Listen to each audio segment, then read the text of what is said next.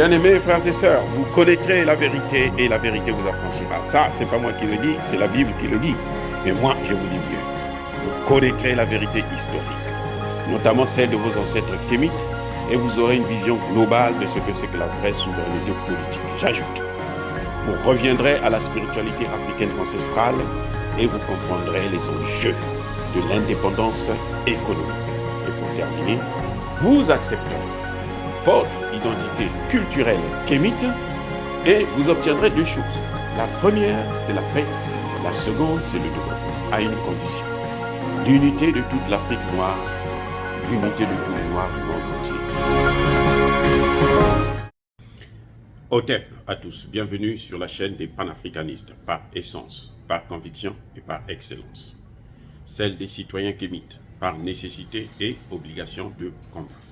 Nous sommes une chaîne qui n'est guidée que par nos ancêtres et rien que par les ancêtres qui appartiennent à l'égrégore du monde noir.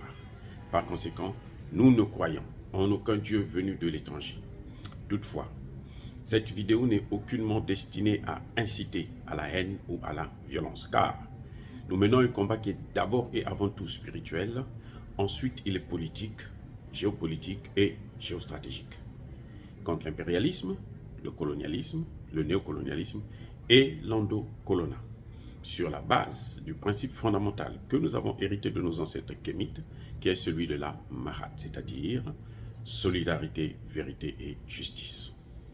Vous êtes donc en droit de connaître la vérité, et nous avons l'obligation de vous dire la vérité, et rien que la vérité, afin que justice soit rendue au continent africain. Et ça, c'est notre modeste contribution dans cette noble lutte en faveur de la souveraineté, la dignité, la solidarité et l'unité africaine. Ça, c'est exactement ce que nous appelons le panafricanisme. Alors, bien aimés frères et sœurs, aujourd'hui nous allons parler du rapport de la mission des Nations Unies concernant la crise entre la RDC et le Rwanda. Nous allons aborder, par le contenu du rapport, nous savons tous ce que dit le rapport, mais pourquoi ce rapport maintenant? Il y avait d'abord un rapport, le rapport Mapping, qui précisait que le Rwanda, justement, soutient le groupe rebelle M23. Et tout récemment, il y a quelques jours, les Nations Unies ont encore sorti un autre rapport où ils disent cette fois-ci, avec documents à l'appui, que le Rwanda, justement, soutient les rebelles au Congo démocratique. Là, ils ont des vidéos, ils ont des audios, ils ont des photos, des images satellitaires, des images... Ils ont tout. C'est incontestable. C'est irréfragable. Alors, maintenant, il faut savoir pourquoi ce rapport, maintenant. Le dernier rapport, là, parle des interventions du Rwanda depuis 2021 jusqu'en 2022. Depuis un an, ils n'ont pas dit aux Congolais qu'il faut que, regardez, il y a les Rwandais qui sont en train d'intervenir. Ils n'ont pas dit aux Rwandais, arrêtez de faire ce que vous êtes en train de faire. Et ça n'a pas commencé aujourd'hui. En réalité, cette guerre, c'est une guerre entre le Rwanda et le Congo. C'est-à-dire que le Rwanda veut occuper une partie du Congo, les parties les plus riches, bien entendu, afin de puiser les matières premières pour que les Occidentaux puissent exploiter ça. Et les Occidentaux, ce sont les Américains, ce sont les Français, ce sont les Anglais, c'est l'Union européenne. Voilà le vrai problème au Congo démocratique. Et les Nations Unies le savent depuis très longtemps. Les Nations Unies les ont toujours soutenus. Pourquoi aujourd'hui les Nations Unies veulent les lâcher? Pourquoi aujourd'hui les États-Unis veulent les lâcher? Parce que la situation a changé. Aujourd'hui, ce qui se passe, c'est que la jeunesse a compris qu'ils sont menés en bateau et que ça ne peut plus continuer. Ah oui, c'est ça le problème. Ils savent. Maintenant, chacun veut sauver sa peau. Ils ont fait sauter un fusible en demandant au Congo d'expulser le porte-parole.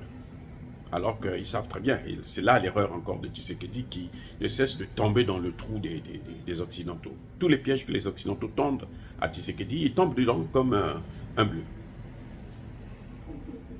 Ils le savent. Mais ça n'a pas marché. L'expulsion n'a pas suffi.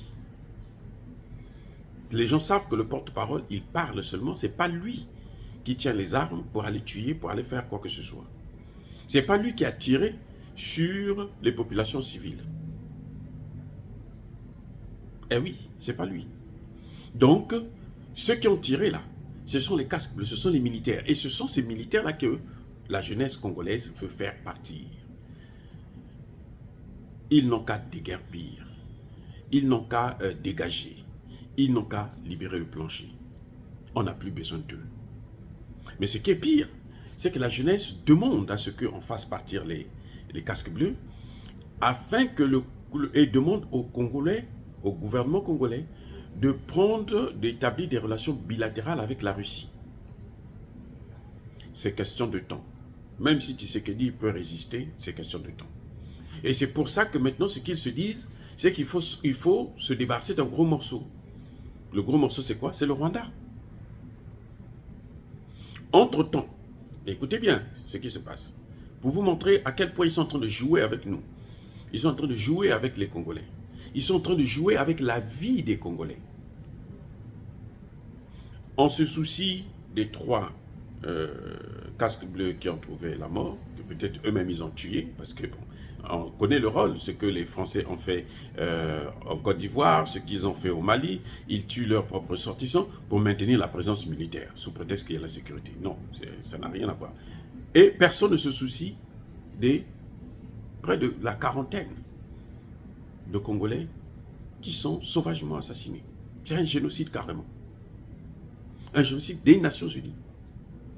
Bref, pour vous montrer à quel point ils sont en train de nous manipuler, c'est que ici aux États-Unis, vous trouvez des groupes rwandais, des populations rwandaises, qui s'organisent pour aller voir les autorités américaines et dire qu'on est en train de tuer les Banyamulenge.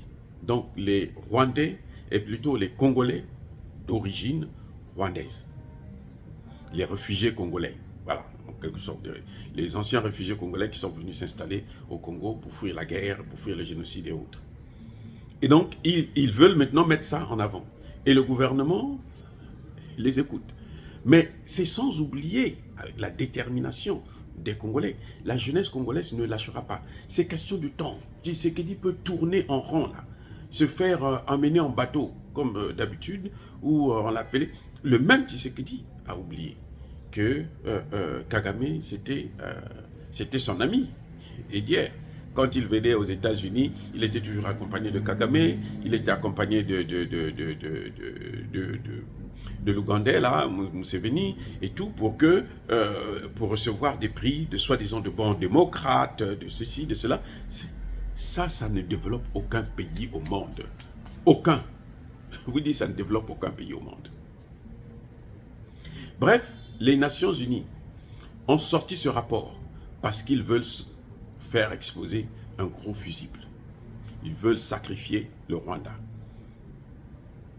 Eh oui, ils veulent maintenant faire croire que c'est une affaire entre le Rwanda et la RDC. Non, le Rwanda n'est pas seul, le Rwanda est avec les Nations Unies. Le Rwanda est avec les puissances occidentales. Le Rwanda n'a pas les moyens de mener une guerre comme ça. Le Rwanda ne fabrique pas des armes. Ces armes-là viennent d'où? Les armes qu'ils donnent au M23, ça vient d'où? Ça vient des pays occidentaux. Donc le Rwanda n'est pas seul. Pourquoi ils exposent seulement le Rwanda? Eux-mêmes, ils ne prennent pas leurs responsabilités. Hier, c'était Blinken qui est allé en Afrique. Maintenant, c'est l'ambassadrice des États-Unis à l'ONU qui va aller en Afrique juste pour soutenir encore cette mauvaise politique que les Américains ont de toujours martyriser les pauvres Africains. Maintenant, ça va s'arrêter. Donc, ce rapport, nous connaissons tous la vérité. Le contenu de ce rapport n'est pas un secret pour quelqu'un. C'est un secret de polichinelle. Tout le monde le sait. Ils le sont maintenant parce qu'ils ne veulent toujours pas partir. Or, le problème, c'est que les Nations Unies doivent partir.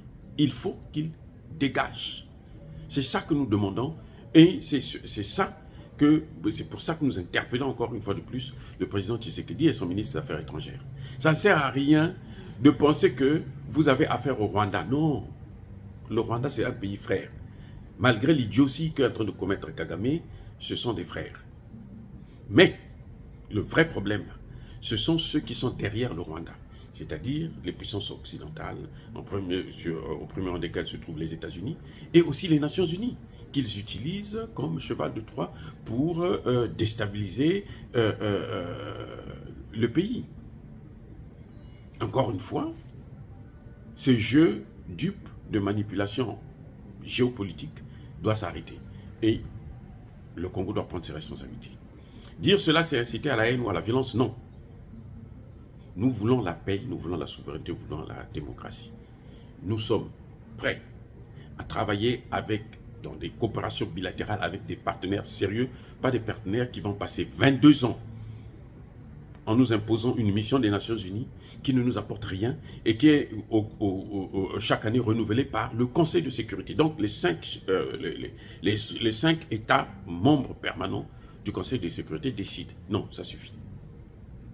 Yaba colère veut Yamalem. Soyez bénis par le Dieu de Kémit. J'ai dit et bien entendu, comme d'habitude, j'assume.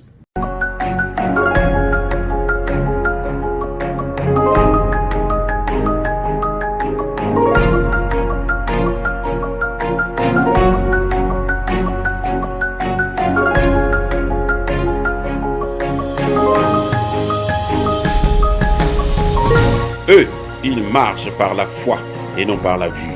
Mais moi, je vous conseille vivement de marcher par la connaissance scientifique et historique, notamment celle de nos ancêtres kémites, par les 5 sens et par l'intelligence. À vous, à Pierre.